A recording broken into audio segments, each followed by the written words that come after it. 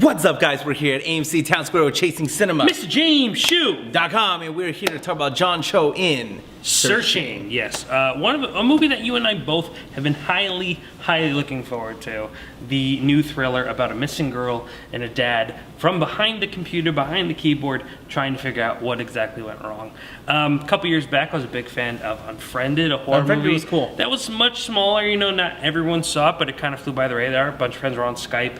A possessed dead high school friend ends up getting in the Skype, but it's great because it's all from one character's computer perspective on their Mac, and I thought it was really great. And a few movies have done it since and have kind of tried to recreate that really kind of great, genuine feel of how often we spend on our Mac and how comfortable we feel. So like looking at a screen for 2 hours, you know, on the Mac feels very natural because that's what we do all the time. Everything. Now we see it in a major mainstream movie with John Cho and Debra Messing in Searching. So going in, you know, we know the trailers came out amazing, dude. Yes. The trailers look amazing. Me and you've talked about this movie nonstop. You know, we're bigger than anything else that's really come out and coming out in the near future. So I want to know, you being a big thrillers fan too. I love thrillers, yeah. bro. How do you not like a thriller? I love thrillers. 90s thrillers, man. After last week's, you know, very disappointing Happy Time Murders, how was Searching? Searching for me did not let me down in any way, shape, or form. This movie, literally, when I say, you know, when you're like, you're sitting up. Yeah. I was literally me in the and movie. Both. Like yeah. I was in this movie, and I'm watching it, and I'm anxious. I'm getting anxious. The thriller came out, and I'm just like watching every single part, thinking, no, yes, and then this movie does this, and left and right, and up and down. And it's a very manipulating movie. Non-stop, and this movie, and then we were speaking off camera with Kent that there wasn't one part in the movie where there wasn't one part where I was bored or I was thinking, okay, not needed, let's go, okay, this is stupid. Like, this movie had me in, it was intense, and then as everyone in our theater was coming out, I was like, oh, what'd you think? And everyone, I didn't hear anyone say they didn't like this movie. This movie and don't was worry, amazing. if you've not seen it yet, don't worry, we're not going to do spoilers. We will do spoilers in a minute, and we'll get into all the details, but this will be a spoiler-free up until that. Honestly, this movie doesn't go anywhere without John Cho. I mean, so good. Really good. delivers here. I still have not seen his performance last year for Columbus, I believe, which he was really hailed for, and people were even kind of giving him Academy Award buzz. Obviously, really kind of stepping up his game, and he really kind of carries this movie on his back. I mean, his performance constantly having to deal with a setting in which he's really can't really be very active. He's really kind of stuck to a very restricted screen. It's the FaceTime screen that pops up on the computer is where we mostly view him in. But you know, the movie does do a lot of creative things to kind of keep us on focus and keep us watching. And I learned probably like 5 or 10 things that I could do on a computer that I had no idea you could do, which is always fun. But again, I think, you know, like, if this movie is a success, which I'm sure it will be, you know, will this be the new found footage where we this needs legs. Yeah. You watch this movie, man. But hopefully the computer view is not the future of found footage where we see it in every other horror movie from now on. We don't need that. No, but I think this movie is perfectly executed. It really kind of keeps us at a distance, and I think it goes overall with the overall theme. I think really what you take away here is not so much just a fun thriller, which it is at the heart of it. Is a really intense thriller, but the idea that we live in a world where we leave digital breadcrumbs everywhere. Yeah, they did such a good job. We leave fingerprints all over the map on the computer, and it's all there, everything you need to know. And this movie just kind of tells, like, we're all over the place. We're out there. You could Google, you could search. Anything is out there, and I think that is kind of an outstanding theme for this movie here. Debra Messing also kind of brings it home. You know, Will and Grace herself, really kind of plays a really intricate character here, a very intense detective, and she's very good in the movie as well. I mean, I think that's what brings this movie to life. You know, you have the great effect. I think while that really works and it's really cool, it's not only the gimmick that makes this movie work. You know, I think it's a situation where you want to see more. You wouldn't mind if it wasn't off screen. You would, because you were so invested in this real grounded world that they set. But it's so clever that the fact that they're like, nope, we're keeping this completely like the way it is. You're watching this from something's point of view. Mm-hmm. So good, so clever, so looking tight. At social media. Loved it. I mean, and I think, you know, and I'm not trying to really compare this, but to think back to Up, right? the first 5 minutes of a movie that will crush your soul. This movie has a really great intro. It has a really dynamic way of kind of exploring the history of a family and kind of where we are, and the way that they do that on the computer, even going back and using like an old Windows and really kind of just being very clever. It's like, oh man, that really, really works. And there's that moment where an item is deleted on the computer and you're like, oh, okay.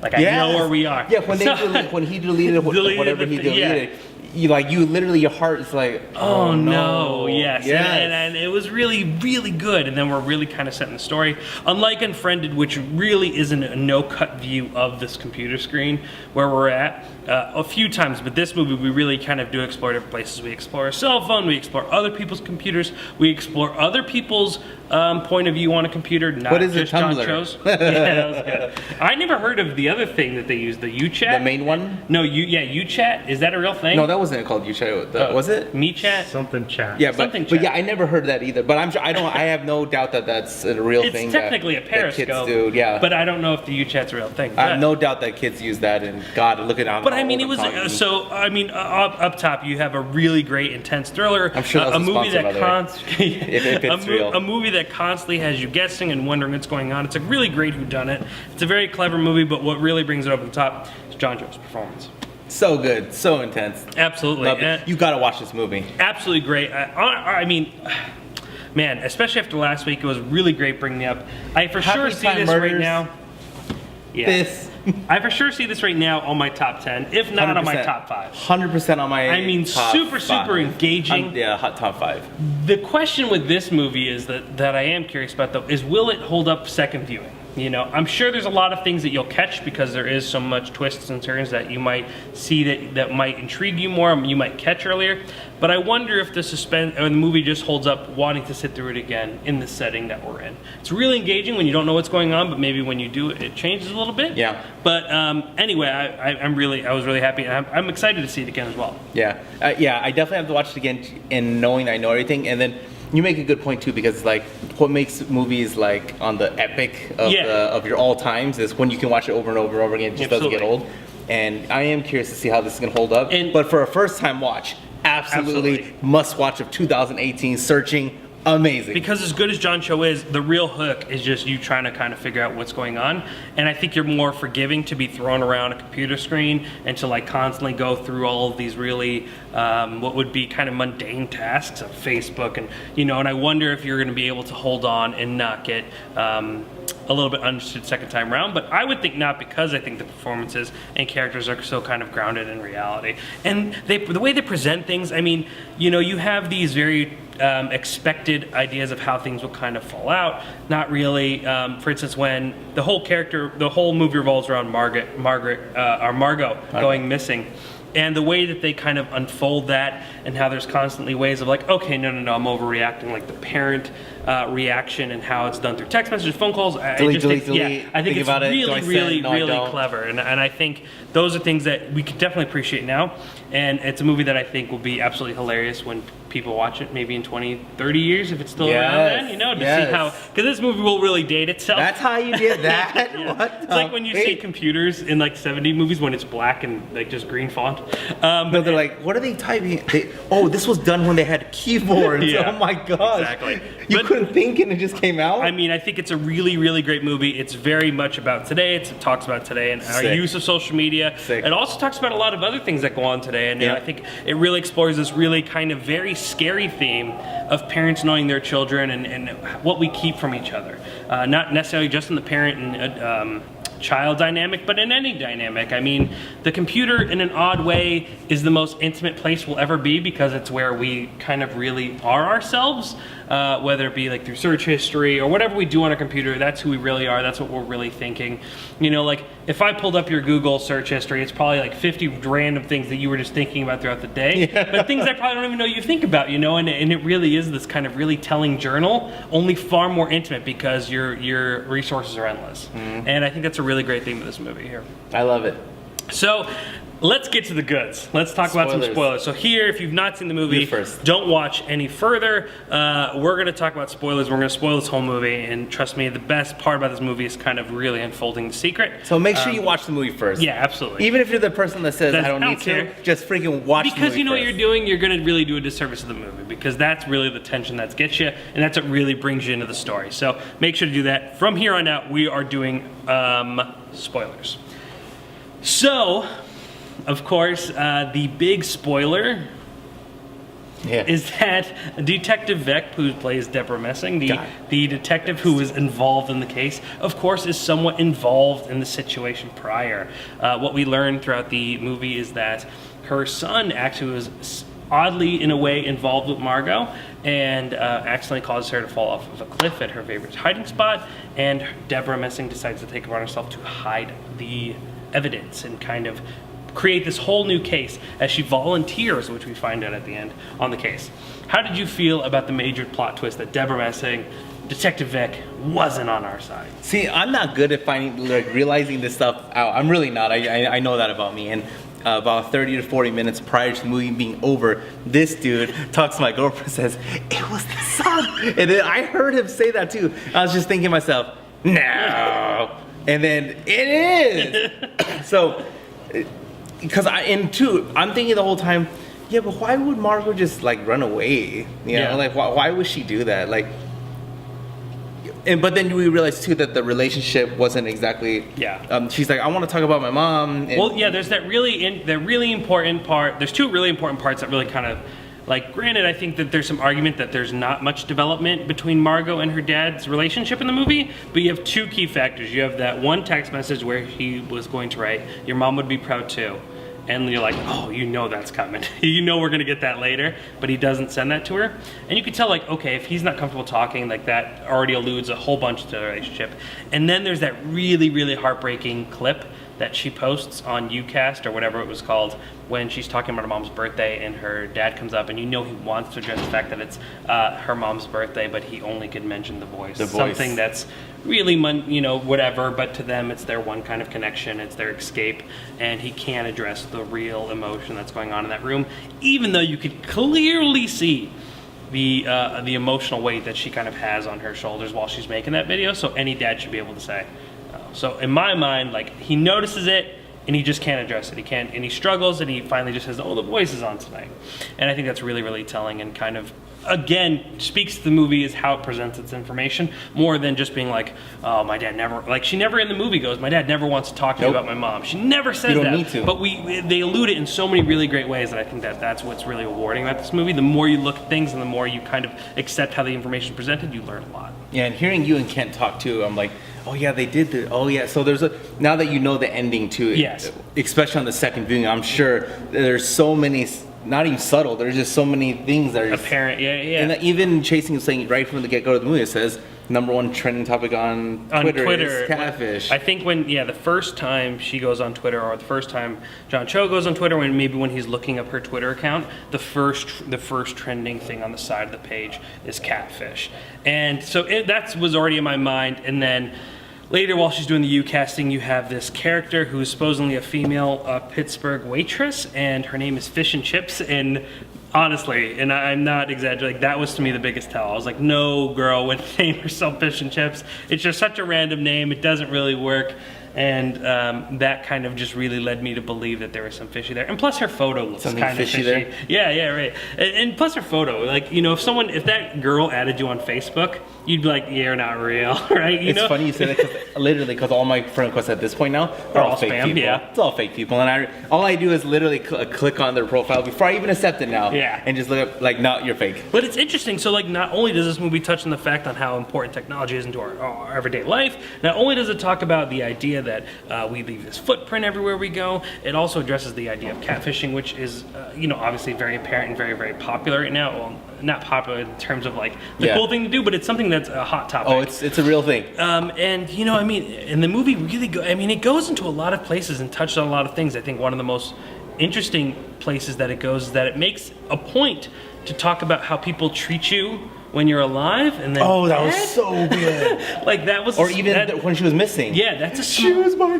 best friend. It's you a just small spoke to the dad and said, "You don't even talk to the girl." It's like a 20-second montage, but you go, oh man, like it's really making a point of just how fake we are, but how important our social media presence is, and how important it is how we present ourselves to people. Yeah, this movie. And I was like, oh man, like it really, it's a small detour. It's like not like I mean, I'm sure you could find the theme throughout, because obviously the whole idea is that Margot is not who she is, and she does have this appearance, but most people have a fake appearance online. She had the fake appearance in real life, right? She was hiding all these things. And so Margot didn't have any friends in high school. So that is one of the few things that kind of irked me. There's this photo that we find in the movie where there's like 6 girls at the lunch table, and then she's in the back eating all by herself, but someone still had like the knowledge of mind to tag her when she was in the back. I'm like, who would take a photo of some strange girl in the back who they don't know and then still tag her? Anyway, so we're led to believe that she just didn't have friends. She didn't have friends. She didn't really get along with people. She was smart. She had a study group, but she liked hanging out with her uncle, someone who she could talk to, someone she could get high with, not really focus on things and kind of really talk to. And that's what we really had to believe. She liked to spend time by herself. She really kind of had trouble reflecting on her mom's death and talking about it with her dad, so it was easier for her to avoid her dad, obviously, than talk about kind of the hard things that she was going through. Losing one of her passions in life, the piano, and not being able to do what she wants. Obviously, it's told to us at the very end of the movie that it was something that she did really want and does really love, but the pain is just too much for her to bear, and she really kind of needs to release all of that. But now she's gonna release it. You know what was good too was, damn it, I lost my train of thought. Never mind. Please continue. So I mean, there's a lot of good things here, and that was the thing. Thank God, John Cho didn't email Detective Vic after all. Proof. Oh my God. She would have been on that all day. She would have had a whole new case to kind of create. And she would have. Yeah, no, absolutely. And I think that's a really, really good scene. Not so much because of the tenseness and like how you're supposedly, because I think the way that those text messages are presented, you're supposed to think that they're having a sexual relationship. That's what I thought. A relationship. Yeah, and I think or at least just something that you ain't supposed to do with your family. And then there's this, it's again a small moment, but a moment that I think just spoke a lot to me is that there is a moment where John Cho is literally choking out his brother, accusing him of having a scandalous relationship, and then possibly killing his niece, his brother's daughter. And there is no retaliation whatsoever. Like, the brother is just so understanding of how tense and how harsh what this family is going through. There's this beautiful understanding, and then moments later, he's just holding his brother on the floor, who's crying, and I think it was a really touching moment, and something that I think it really kind of just really looks at the idea of just like how a situation can destroy someone, but how understanding you need to be around someone who's like so hurting. And then it goes back to like, this is what Margot's looking for, and his uncle was that for him as well as her, and that's what he needs to be to his own daughter. And I think that was really nice too, really sweet. As far as the twist and the kind of big reveal at the end, like you said, I did call it a bit early. I think it's a bit of a stretch, but not so much of a stretch where I'm like, I don't buy it, or nah, it's stupid. I'm in and I'm like cool with it, but I do wish it would have been a little bit more centered and focused and possibly a little bit more realistic. Like, the idea that it was some random pervert, as much as it's not satisfying to us on a level of like, let's play Clue, right? Because every time we go into a movie like this, whodunit, we're trying to figure it out before the movie shows us. Mm-hmm. Like, that's the whole point of these movies, is you're trying to figure it out too. So while it would be a strange, I got to make sure no one's trying to kidnap me. That's true. I do have some watching my. I know he's focused, but I'm sure Ken will tell us. But instead of kind of like doing the random pervert thing, I was like, okay. So and that's the thing too. Like, even though very early on I have my peg on a character, and I'm like, okay, they do throw a lot of curveballs. They throw the uncle. They throw the pervert. The guy who... Did the uncle did that... I definitely knew that there was probably drug related, or they were doing something they weren't supposed to, but not like sexually. Like, I didn't think it was anything like that. So I'm just sick for thinking that. Even though Okay. I was like, no, the movie is definitely trying to put you there, but I think in such a way that it's like pushing you too hard. You're like, all right, I get it. Like, I know what you're trying to make me think. But I was like, damn, there was someone who knocked on his door, and he never said who it was. That was the daughter, for sure. Yeah. And that's why he was trying to cook the daughter's favorite Korean dish. Yeah, see? And there's like so many great moments where you can like, oh, that's why this is happening. And then when the pervert happened, I was like, you know, I was like, man, that could be it.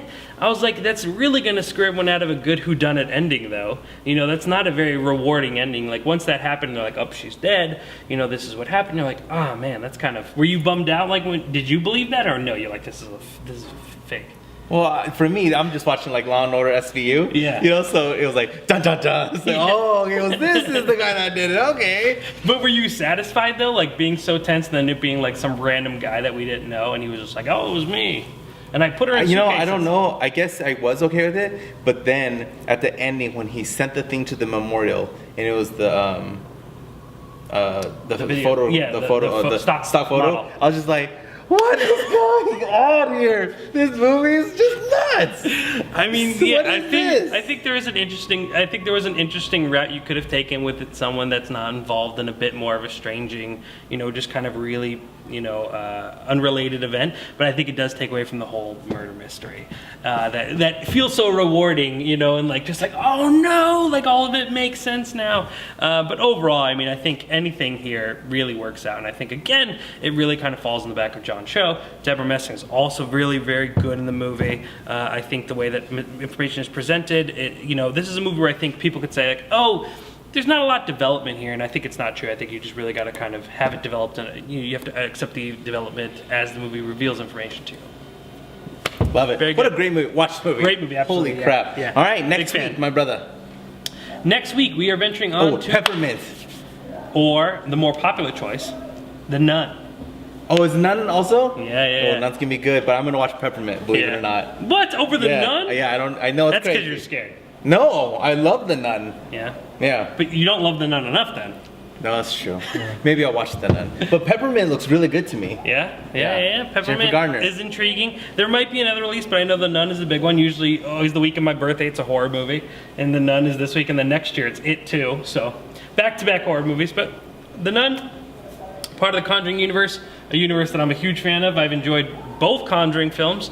I think, I don't know how many Annabelle. Are there only two Annabelles? Or three Annabelles?